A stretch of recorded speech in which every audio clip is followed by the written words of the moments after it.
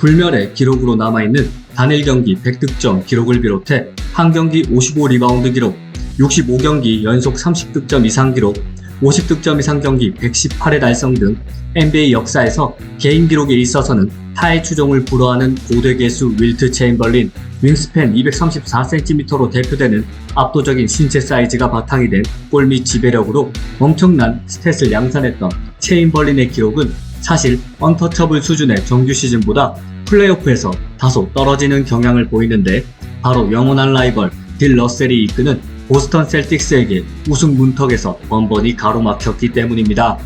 하지만 플레이오프 무대에서 딜 러셀과의 수많은 맞대결 가운데 유일하게 승리했던 시리즈가 있었으니 바로 1967년 동부 컨퍼런스 파이널. 당시 필라델피아 세븐티식서스 소속이던 체인벌린은 파이널 8연패를 달성하며 미국 프로스포츠 역사를 다시 쓰고 있던 보스턴 셀틱스를 파이널 진출 길목에서 만났고, 그는 시리즈 전적 2승 0패 상황에서 맞이한 3차전 홈경기에서 영원히 깨지지 않을 기록을 만들어냅니다.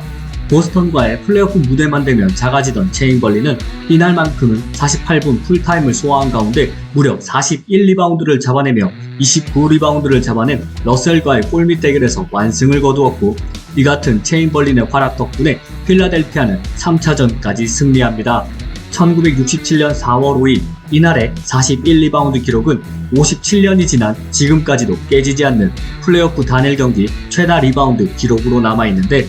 21세기 들어서는 팀 던컨이 25리바운드, 드와이트 하워드가 26리바운드를 기록한 것이 최다 리바운드로 기록되어 있는 만큼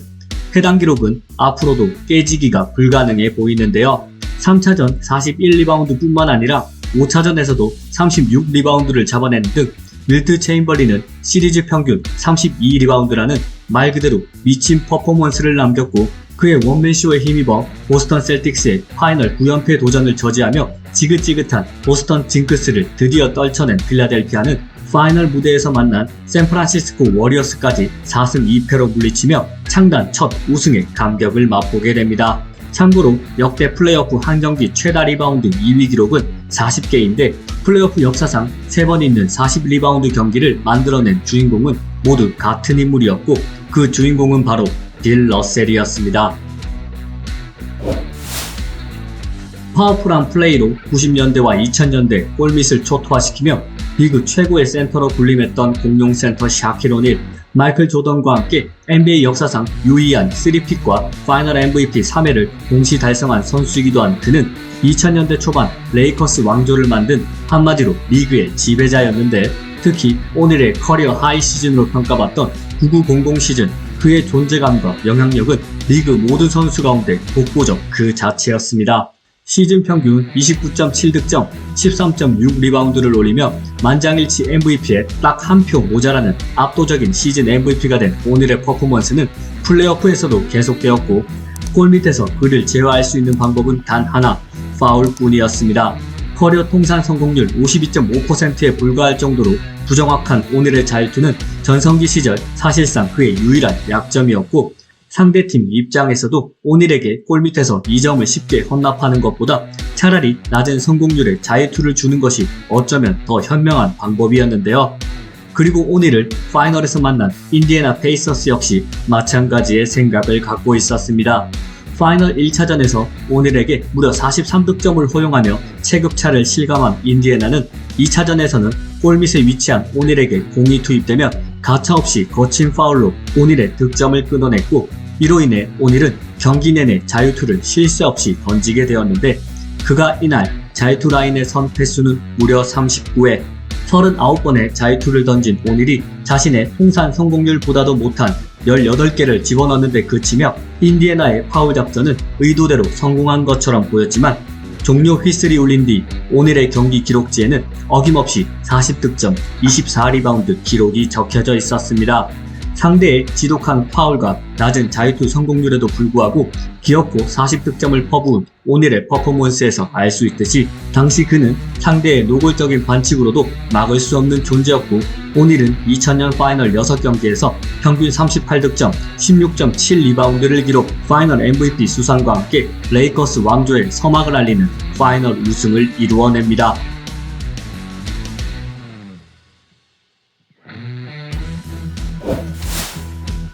NBA 역사상 최초의 단일 시즌 3점슛 400개 시대를 열어젖히며 전무후무한 만장일치 MVP까지 거머쥔 스테판 커리는 2016년 바야흐로 리그 최고 선수이자 아이콘으로 등극하였고, 그의 역사적인 기록 행진에 힘입어 골든스테이트 역시 정규 시즌 73승 9패를 기록하며 단일 시즌 최다승 신기록을 경신, 디펜딩 챔피언이자 이견이 없는 리그 최강팀의 자격으로 플레이오프 무대에 나섭니다. 플레이오프 1라운드에서 휴스턴 로켓츠를 가볍게 누르고 컨퍼런스 세미파이널에 진출하며 리핏을 향한 순항을 이어가던 골든스테이트에게는 고민이 있었는데, 바로 휴스턴과의 시리즈 도중 커리가 부상을 당하며 전력에서 이탈한 것, 포틀랜드와의 컨퍼런스 세미파이널 시리즈에서 1, 2차전 폭발한 탐슨 덕분에 앞서 나가던 골든스테이트는 3차전 40득점을 올린 릴라드의 원맨쇼에 불의의 일격을 당했고, 쫓기게 된 그들은 에이스의 복귀를 결정합니다. 원정으로 치러진 4차전, 부상 여파로 인해 벤치에서 출발한 커리는 리빙스턴의 예기치 못한 퇴장으로 인해 당초 계획된 25분 내외를 초과하는 시간을 출전해야 했고, 부상 여파 때문인지 3쿼터까지 던진 9개의 3점슛이 모두 림을 외면하는 등 커리는 부진한 모습을 보이는데요. 한편 양팀의 경기는 시종일관 팽팽한 흐름으로 전개된 끝에 연장으로 이어졌는데, 연장전으로 접어든 절체절명의 순간 커리는 왜 자신이 만장일치 MVP를 수상했는지를 드디어 입증해냅니다. 연장 첫 3분 9초 동안 연속 12득점을 몰아치며 모다 센터를 가득 메운 포틀랜드 홈팬들의 멘탈을 우주 저 멀리로 날려버린 커리는 특히 종료 1분 51초 전 5점 차로 달아나는 3점 슛을 성공시킨 후 I am back을 외치며 자신이 돌아왔음을 모두에게 알립니다. 연장 5분 동안 그가 올린 득점은 무려 17점, 역대 플레이오프 최다 기록은 물론 정규 시즌까지 통틀어 연장전 최다 득점 신기록을 세운 커리는 또한 벤치에서 출격해 40득점 이상을 기록한 역사상 두 번째 선수로까지 이름을 올리는데요. 부상에 따른 공백, 그로 인한 저조한 경기력, 경기를 지켜보던 사람들은 슈퍼스타 그리고 에이스로서의 자격에 대해 커리에게 우려를 던졌지만 그는 연장전 17득점으로 사람들의 우려를 불식시켜버렸습니다.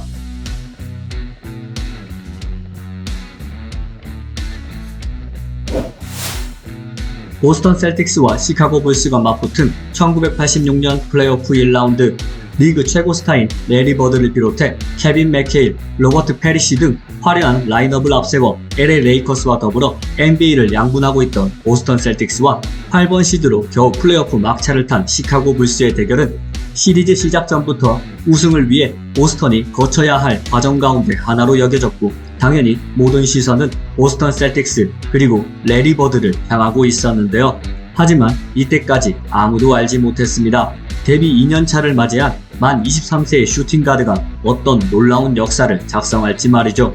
1986년 4월 20일 보스턴의 홈구장 TD 가든에서 열린 2차전,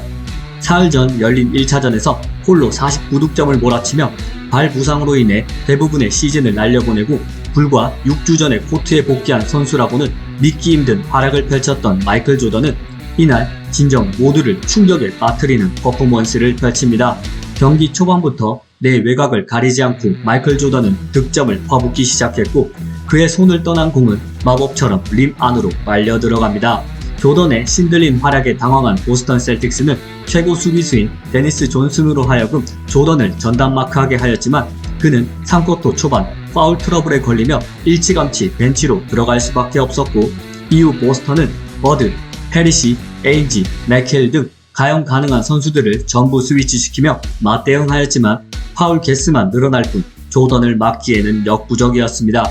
사실상 홀로 보스턴 셀틱스 멤버 전원을 상대하면서도 쉼없이 점수를 쌓아올린 조던은 연장까지 단 1분도 쉬지 않은 채 풀타임을 소화하며 63득점, 5리바운드, 6어시스트를 기록, 모두를 충격에 빠뜨립니다. 1962년 엘진 벨러가 작성한 플레이오프 한 경기 최다 득점인 61점을 넘어서는 대기록 작성에 상대팀이었던 레리 버드는 신이 마이클 조던으로 분장한 것 같다며 혀를 내둘었고, 맥헤일 역시 보고도 믿을 수 없었다, 우리는 도저히 조던을 제어할 수 없었다며 극찬을 아끼지 않았는데요.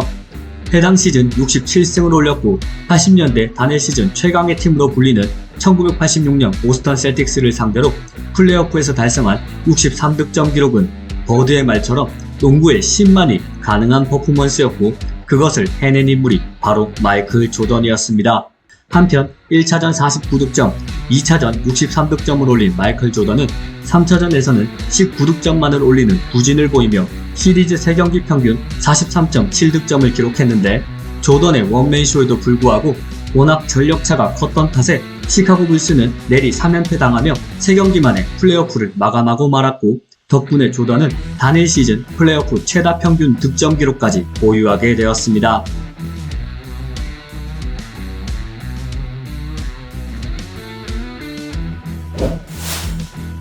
NBA 로고의 주인공으로도 잘 알려진 제리 웨스트는 역대 최고의 슈팅가드 가운데 한 명이자 60년대 NBA를 대표하는 슈퍼스타였지만 72년 첫 파이널 우승을 차지하기 전까지 무려 준우승만 7번을 기록할 정도로 파이널 우승과는 거리가 먼 선수였습니다. 보스턴 셀틱스라는 리그 최강팀의 존재가 결정적 이유였지만 플레이오프 무대만 되면 작아지는 레이커스 팀 동료들 역시 그가 우승에 거듭 실패했던 주요 요인이었는데 팀 동료들과 달리 그러나 웨스트는 올해의 클러치 선수상 수상자에게 주어지는 트로피의 이름이 제리 웨스트 트로피인 것에서 알 수 있듯이 최고의 클러치 능력을 선보였고 그의 클러치는 정규 시즌뿐만 아니라 플레이오프 무대에서 더욱더 빛이 났습니다.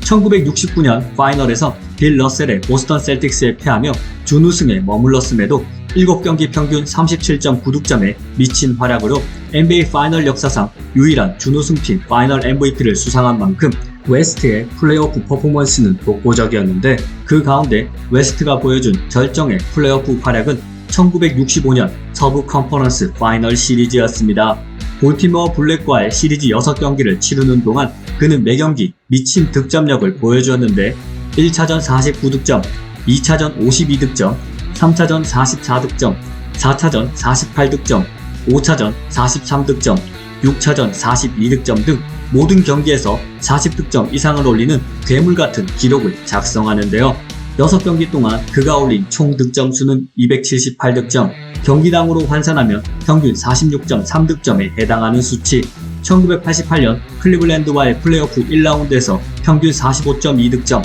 1992년 마이애미 히트와의 플레이오프 1라운드에서 평균 45득점을 기록한 마이클 조던조차도 끝내 넘지 못한 역대 플레이오프 단일 시리즈 최다 평균 득점이자 불멸의 기록으로 현재까지 남게 됩니다.